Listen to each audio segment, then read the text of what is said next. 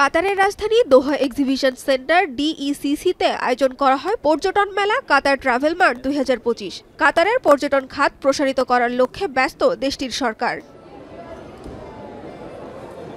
24 November থেকে 26 November পর্যন্ত এ পর্যটন মেলা ও কাতার ট্রাভেল মার্টে বাংলাদেশের অংশ নেওয়াকে ইতিবাচক হিসেবে দেখছেন প্রবাসী বাংলাদেশিরা।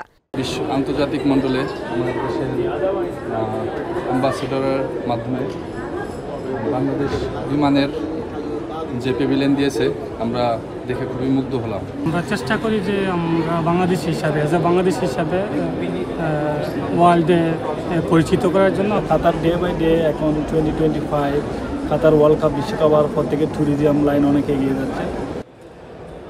কাতার ট্রাভেল মার্টে ব্যাপক সাড়া ফেলেছে বাংলাদেশ স্টল। দোহা থেকে বাংলাদেশ বিমান ভালো সার্ভিস দিচ্ছে বলে জানালেন বিমানের এ কর্মকর্তা।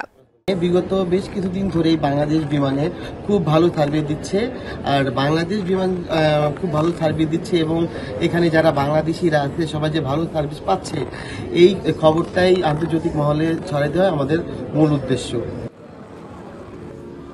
2022 সালের ফুটবল বিশ্বকাপ দেখতে 15 লাখ পর্যটক এসেছিল মধ্যপ্রাচ্যের দেশটিতে। ধারণা করা হচ্ছে 2030 সাল পর্যন্ত প্রায় 1 কোটি পর্যটক কাতার ভ্রমণে আসবে। এখন কাতার